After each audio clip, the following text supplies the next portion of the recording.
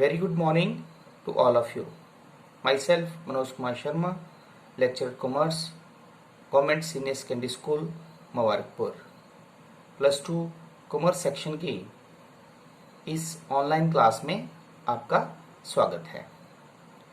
Today we will discuss the process of financial planning, objectives of financial planning and importance of financial planning. इस video के बाद आप ये जान पाएंगे कि वित्तीय नियोजन प्रक्रिया क्या है, वित्तीय नियोजन के क्या उद्देश्य हैं तथा वित्तीय नियोजन का क्या महत्व है।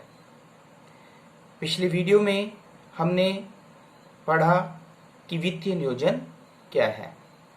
वित्तीय नियोजन वित्त से संबंधित योजना बनाने से है। वित्तीय नियोजन के अंतर्गत वित्तीय क्रियाओं जैसे वित्त की आवश्यकता, उसकी प्राप्ति तथा उसके प्रयोग से संबंधित योजना बनाई जाती है। किसी भी व्यावसायिक संगठन में वित्त को प्राप्त करने के लिए एक प्रक्रिया से गुजरना पड़ता है। So we will discuss now the planning, financial planning process, जिसके अंतर्गत द फर्स्ट पॉइंट है वित्तीय उद्देश्यों का निर्धारण, डिटर्मिनेशन ऑफ फाइनेंशियल ऑब्जेक्टिव। वित्तीय नियोजन के अंतर्गत सबसे पहले किसी भी संस्था के वित्तीय उद्देश्यों को निर्धारित किया जाता है। वित्तीय उद्देश्य दो तरह के होते हैं। अल्पकालीन वित्तीय उद्देश्य, जिसे शॉर्ट टर्म फाइनेंशियल ऑब्जेक्टिव्स भी कहते हैं, ऐसे उद्देश्य जो किसी भी व्यवसाय में तरलता बनाए रखते हैं। और दीर्घकालीन उद्देश्य लॉन्ग टर्म फाइनेंशियल ऑब्जेक्टिव्स, ऐसे उद्देश्य जो व्यवसाय में विभिन्न स्रोतों से पर्याप्त वित्त उचित मात्रा में उपलब्ध करवाने से संबंधित होते हैं। वित्तीय नियोजन में सबसे पहले वित्तीय उद्देश्यों का निर्धारण किया जाता है। सेकंड पॉइंट है वित्तीय नीतियों का निर्धारण, डिटर्मिनेशन ऑफ फाइनेंशियल पॉलिसीज। वित्तीय नियोजन में वित्तीय नीतियां निर्धारित की जाती हैं ताकि वित्तीय उद्देश्यों को पूरा किया जा सके। इसके अंतर्गत पूंजीकरण नीति, पूंजी ढांचा नीति, लाभांश वितरण नीति, उधार नीति आदि शामिल की जाती हैं। उदाहरण के तौर पर पूंजी ढांचे के संबंध में यह नीति बनाई जा सकती है कि शुरू के वर्षों में समता अंश पूंजी से ही वित्त प्राप्त किया जाएगा, लेकिन बाद में जो है वो ऋण पूंजी का प्रयोग भी किया जा सकता है। उसी तरह लाभांश वितरण के संबंध में यह नीति बनाई जा सकती है कि प्रारंभ के वर्षों में लाभांश की दर कम रखी जाएगी, अर्थात कम लाभांश घोषित किया जाएगा, और जैसे जैसे व्यवसाय में लाभ की मात्रा बढ़ती जाएगी, लाभांश भी बढ़ता जाएगा। नेक्स्ट, थर्ड स्टेप है वित्तीय कार्यविधियों का निर्धारण, डिटर्मिनेशन ऑफ फाइनेंशियल प्रोसीजर। वित्तीय नियोजन के अंतर्गत वित्तीय कार्यविधियों का निर्धारण किया जाता है। कार्यविधियां नीतियों से अधिक स्पष्ट होती हैं। इनके अंतर्गत यह निश्चित किया जाता है कि किसी काम को किस क्रम में पूरा किया जाएगा।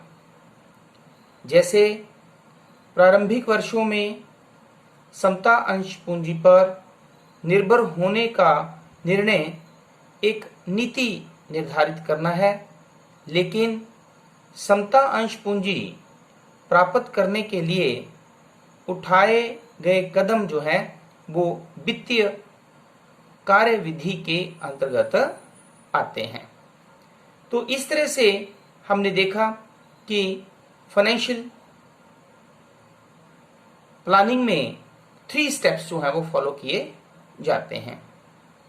Now we will discuss objectives of financial planning. Number 1, समय पर वित्त उपलब्धि को सुनिश्चित करना, to ensure timely availability of finance. वित्तीय नियोजन का प्रथम उद्देश्य समय पर आवश्यक वित्त उपलब्ध करवाना होता है।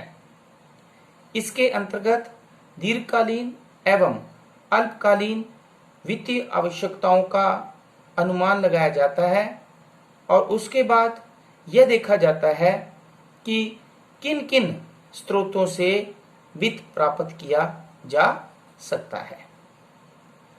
सेकेंड पॉइंट है वित्त का उपयुक्त शेष सुनिश्चित करना, to ensure proper balance of finance. वित्तीय नियोजन में यह सुनिश्चित किया जाता है कि कभी भी रोकड़ शेष जो है वो आवश्यकता से अधिक व कम नहीं होना चाहिए।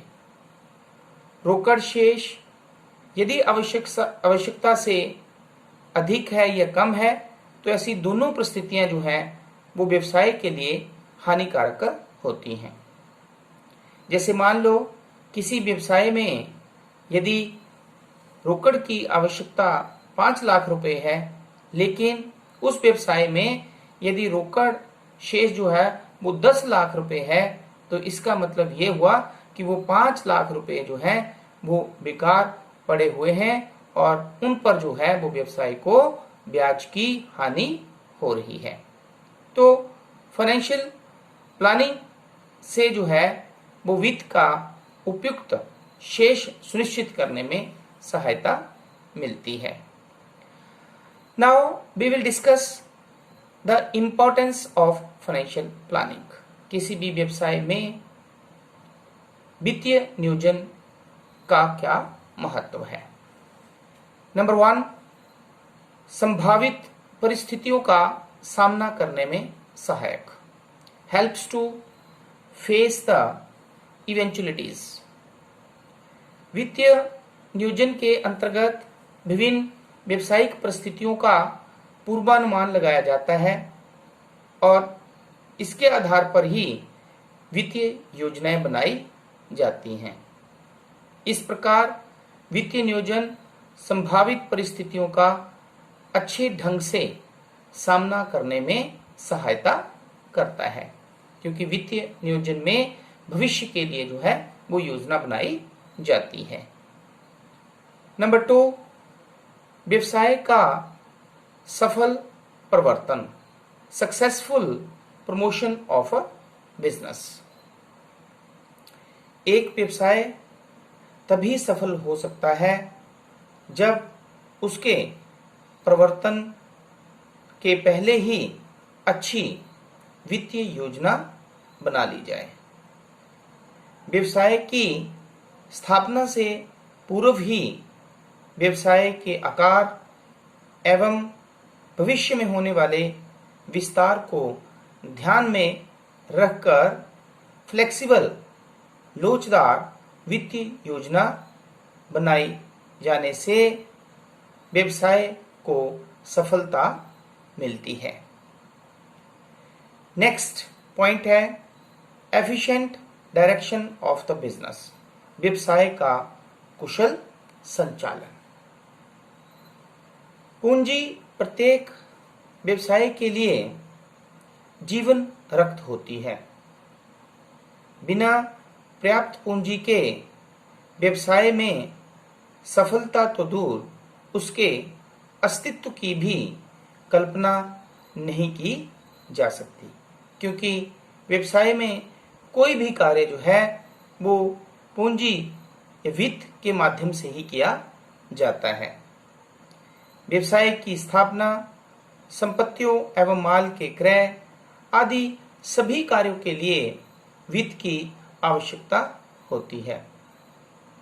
इन सभी कार्यों के लिए उपयुक्त समय पर पर्याप्त वित्त उपलब्ध कराना जो है वो वित्तीय नियोजन पर ही निर्भर करता है। नेक्स्ट पॉइंट है विनियोजित पूंजी पर उचित प्रत्याय, adequate return on capital employed. कुशल वित्तीय नियोजन के कारण एक तरफ वित्त के अभाव में व्यवसाय का कोई भी कार्य नहीं रुकता और न ही वित्तीय संसाधन जो है वो बिना प्रयोग के रहते हैं। अतः व्यवसाय में विनियोजित पूंजी पर उचित रिटर्न जो है वो वित्तीय नियोजन के माध्यम से मिलना जो है वो सुनिश्चित हो जाती है। नेक्स्ट पॉइंट है वित्त की बर्बादी पर रोक में सहायक, helps in avoiding wastage of finance. वित्तीय नियोजन के अभाव में वित्तीय संसाधनों की बर्बादी हो सकती है। इसका कारण व्यावसायिक लेन देनों की पेचीदगी होता है, जैसे किसी लेन देन के लिए आवश्यकता से अधिक और किसी लेन देन के लिए आवश्यकता से कम वित्त का अनुमान लगाना। इस तरह की बर्बादी को वित्तीय नियोजन के माध्यम से ही रोका जा सकता है। नेक्स्ट है विनियोग तथा वित्त निर्णयों में सहायक।